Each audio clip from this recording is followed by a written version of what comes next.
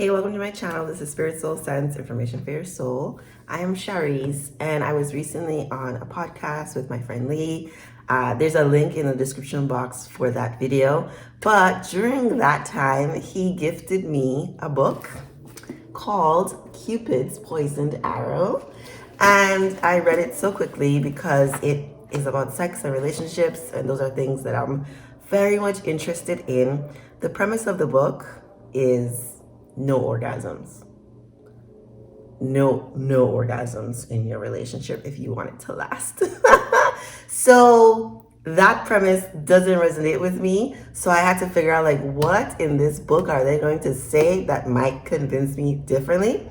I'm going to read the summary of the book, and then I'm going to go through my notes, endless notes, all the points that I made about what makes sense, what doesn't make sense, what I think would work for me, what might work for you, all just depends. The book is written by Marina Robinson, and she says, zing, Cupid's arrow skewers a primitive part of the brain. Obediently, we fall in love amid showers of passionate fireworks, bond for a time, and then often get fed up with each other and grow irritable or numb. Perhaps we try to remodel our mates, which I've done, seek solace online, or pursue a new love interest.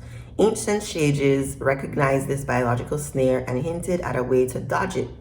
Use lovemaking to balance one another, and harmony arises naturally.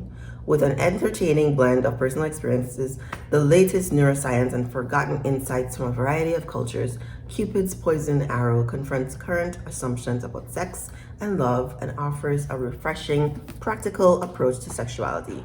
The book was published in 2007. I'm just double checking. Was it 2007? Oh my God. 2009. It was published in 2009. Okay, so off the bat, do I think orgasms cause your relationship to end? That doesn't make sense to me. But I read the book to see all that this lady had to say. And one of the things that she was saying is that in your romantic relationships, with the people you're having sex with, sexual relationships, is when you will see what she calls a 2-week passion cycle. So after you have an orgasm, right after, immediately after, you are likely to experience distress. Men want to run away, women get weepy, and people feel depleted or anxious. And then at the end of the 2-week cycle, you're likely to have mood swings within it. And then you can get back to normal. And she's saying this only happens in romantic relationships. So Eckhart Tolle, because I've read a lot of books, okay? I've read a lot of books. Eckhart Tolle talks about this 2-week cycle that she is referring to. So I'm familiar with him describing the ego. And when I speak of the ego, I make it ego, fear, the devil, darkness, your shadow side, whatever your interpretation of it is. So he's calling it the ego. The ego is unhappy that you're happy. So it will help you find an issue to make. It'll just make things up. It's easiest to do these in romantic relationships, but they're definitely not exclusive to romantic relationships. I think we can all see in friendships with kids, I know I get irritated after my kid, and it often happens in cycles. So the first idea that she's saying this only happens in romantic relationships, I disagree, because I've seen it happen in other areas of life. And I feel all you have to do is look at the world right now and see the conflict. Look at your president. Okay. So the whole idea of the passion cycle is caused by orgasm. And later in her chapter, she goes through all the neurotransmitters that are involved. But just taking the passion cycle, my questions, right? Because I think to be a good consumer of information, you really have to have questions. Then do your own research. So what of the women who never orgasm? I don't know what the statistic is right now, but there are lots of women who've never had orgasms. And then the data basically says that men experience this more than women. So women, maybe because not orgasming thing, and men with the higher testosterone and higher sex drive. I believe one of the tasks of manhood is mastery of your sex drive. You figure that out, you will have energy to do like all the things that you want to do. But I think that the passion cycle, she's saying it's caused by orgasms. I think the passion cycle, she's calling it the passion cycle. I would probably be more in line with Eckhart Tolle and calling it like the ego and wanting drama. Like we all just end up wanting drama. Not we, like our ego wants some sort of drama in our life. And so when there's too much peace, it creates like a conflict. So I think that the cycles have more to do with your mentality, your perspective, mindset about sex, and how conscious you are in this world. So if you look at any other videos on my channel, it's very much about becoming your best self, maintaining a level of peace in your life, elevating. So I am not in these sorts of I mean, I'm human, but I'm not having 2-week cycles anymore. Like I definitely did before, but I'm not like in this ego needs to be fed kind of thing. I talk very openly about being in an abusive relationship in the past, and I mean that was years ago, but it's been one of my greatest teachers, so I talk about it. And in that relationship, I think exactly what she's talking about in this book was in existence in that relationship. But it was a toxic relationship. It was so toxic, and my ex had so many issues related to sex, porn, masturbation, control, narcissism. Like there were so many things. And I think we as humans are so complex that how could it ever just be one thing? How could it ever just be one thing? We didn't often use sex for bonding or mutuality. We were using sex to fix a problem, or to get like the next high, because I really think that she's sort of conflating orgasms with addiction. I think some people use orgasms the same way other people use drugs. Orgasms outside of drugs and other like unnatural sort of highs are the closest thing to a high you as a human will ever get. Like there's nothing else that dopamines you up as much as sex. Food is probably a close second. You can become addicted to almost anything. There are people right now who are addicted to porn, addicted to exercise, addicted to correcting other people. Like you can do almost anything compulsively. If you're doing something compulsively, then it means that you're not doing it mindfully. And not doing anything mindfully is going to cause suffering. That's what Eckhart Tolle would say. And that's what I think. I've never really had the mentality that I have to orgasm or that my partner has to orgasm. In my abusive relationship, I picked up some of that responsibility because, well, nothing was ever good enough. And nothing in anything was ever good enough. And that was also like brought into our sexual relationship. But I had to let that go because it really isn't healthy. Feeling like you have to make another person work. That's not how it works. Like you make your own body orgasm and then you guys come together and blah, blah, blah. So letting go of that perspective, I think I've always been very open about sex, understanding my body. I gave myself my first orgasm. I've never really looked at sex negatively outside of, well, I grew up in a church, and so the church says don't have sex before marriage. But outside of like those, like, I don't know, maybe 3 years of, oh, I feel like I shouldn't be having sex and I want to be a good Christian.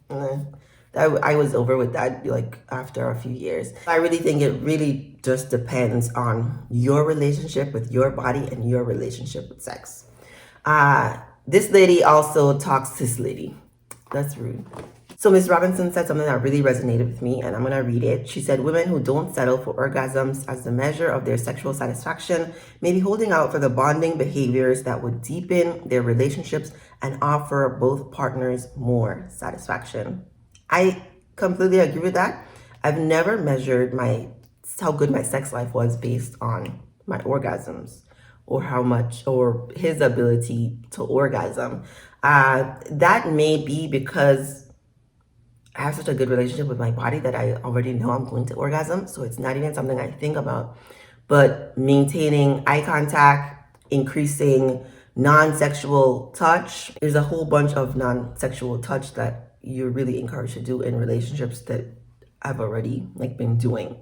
Like caressing, massaging, rubbing, eye contact, smiling at each other, and all of this without the goal of orgasm or sex even, but just maintaining contact. And I would say if you have any intimate, and not just sex, right? We can be intimate with people we're not sexual with. But I think it's also important for children to be touched and rubbed on and loved on and hugged. Those also release all the feel-good hormones that can improve the relationship and foster connection. But what about this idea that women get crazy after sex? Because I think she would explain that as the passion cycle. But I just really feel like that idea probably has more to do with the woman's understanding of what sex means in the context of a hookup, a situationship, a relationship. So a woman who's unsure about her position after having sex may likely feel guilty or shame or unsure, wondering where she stands because society will say, I don't know, don't be cheap, or the things society says when women have sex. But women like sex just as much as men. We're not going to initiate it as much because we don't have as much testosterone, but women enjoy sex the same as men. So I just don't think the passion cycle or the orgasm is the only reason for a woman being crazy after sex. But in these long-term relationships, what Miss Robinson is really recommending is to connect with your partner in a deep, transformative way without the use of orgasms. So she has something called Ecstatic Exchanges, which honestly are like sex meditations to me. I think they're meditations for sex, because a lot of the things don't even include sex, but they get to be, the goal is to get to sexual, because you want to have sex, but they're staring at each other. It's giving your partner, and in Reiki, giving your partner, channeling the energy from you to your partner. It's very intentional and it's very mindful.